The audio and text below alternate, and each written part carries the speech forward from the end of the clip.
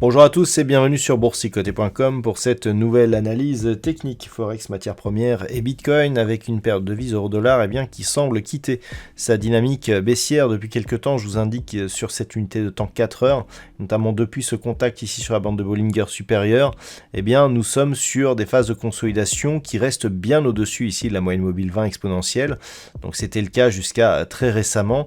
Et puis aujourd'hui, on a transpercé cette moyenne mobile et on est même venu au contact ici de la bande de Bollinger inférieure. Donc clairement, il s'agit d'un signal de sortie de cette dynamique.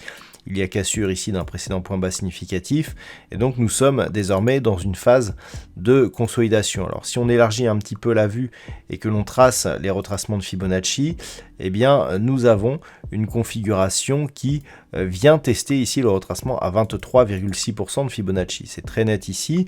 Donc pour l'instant, il s'agit d'une phase de consolidation horizontale. Une rupture ici de cette zone des 1.0683 donnerait comme objectif un retour ici dans une zone entre 1.0635, donc fameuse zone ici de support, et 1.0620 pour le retracement de Fibonacci. Sur la paire de devises livre sterling contre dollar américain, on a une configuration sensiblement identique. On a testé ici une rupture des 1,2610, mais là aussi on a quitté la dynamique haussière qui faisait que chaque zone de point bas venait ici évoluer autour de la moyenne mobile 20 exponentielle. On a cassé cette moyenne mobile, on est venu là aussi au contact de la bande de Bollinger inférieure et il semblerait même que la zone des 1,2610 qui depuis le franchissement ici semblait agir plutôt comme une zone de support par rapport à l'évolution des cours, se soit transformée en résistance. Si tel était le cas, on pourrait bien revenir assez rapidement sur la zone ici des 1.2480, sachant que pour relancer cette dynamique haussière, il faudrait casser ici cette zone de point haut proche des 1.2665. Peu de choses à dire sur l'or avec une évolution qui se fait autour des 1850 $ l'once. L'or évolue depuis maintenant quelques jours dans une dynamique totalement neutralisée depuis qu'il est revenu ici autour de cette zone. Donc on est revenu autour des 1850 $ l'once quasiment au milieu du mois et depuis on tourne autour de celle-ci sans réel biais directionnel.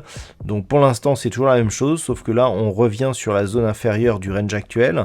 Si on casse cette zone ici des 1842 $ l'once, on pourrait bien revenir ici sur cette zone des 1807, mais pour l'instant rien n'est confirmé, ce n'est qu'une attaque très court terme, donc toujours dans une dynamique neutre sur un point de vue très court terme et qui reste baissière dans une vue ici un peu plus moyen terme, et ce tant que la zone des 1910 ici reste éventuellement résistante sur toutes les phases de hausse qui pourraient se produire. Du côté du WTI, il semblerait que l'on teste de plus en plus fort cette zone des 115 $ le baril. On l'avait cassé ici, suite à une ouverture hebdomadaire, on était venu chercher 125 et puis on était vite revenu. On a vu que la zone des 93,50 résistait en tant que support et que suite à la rupture ici des 110, on était venu sur la zone des 115, puis on a tenté ici une cassure de celle-ci. Pour l'instant, cette zone, on peut dire que cette zone n'a pas cassé, mais la dynamique reste toujours orientée à la hausse. On n'a pas de configuration surachetée à l'approche de cette résistance majeure, donc on peut avoir ici un premier test et une phase de cassure. Les tensions géopolitiques actuelles permettraient justement une reprise de la hausse du WTI, sachant qu'une rupture haussière ici des 125 $ le baril serait un signal fortement haussier pour la suite et surtout sur un horizon de temps moyen terme. Et enfin sur le Bitcoin, il semblerait que nous ayons une tentative de rebond. Après avoir oscillé ici autour de cette zone majeure des 30 000 $ pour un Bitcoin, nous avons une monnaie virtuelle ici qui a repris une dynamique haussière. On voit ici des cours qui longent la bande de Bollinger supérieure. Donc tant que le rebond reste ici sous la zone des 36 300 $ pour un Bitcoin, eh bien ce rebond sera essentiellement technique. Cette zone avait été support pendant quelques temps avant ici la cassure. Donc au pire, si on revient sous cette zone, eh bien ce support se sera transformé en résistance. C'est vraiment en réintégrant une zone supérieure à ce niveau horizontal, eh bien que la tendance pourrait changer. Encore, il faudrait par la suite une rupture d'un précédent point haut significatif, mais en tout cas, ce serait un premier élément vers un potentiel retournement.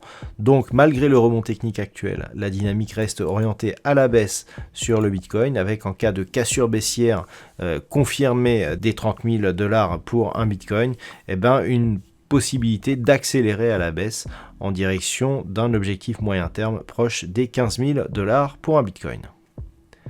Voilà donc ce que l'on peut dire sur cette analyse technique Forex, matières premières et crypto-monnaies.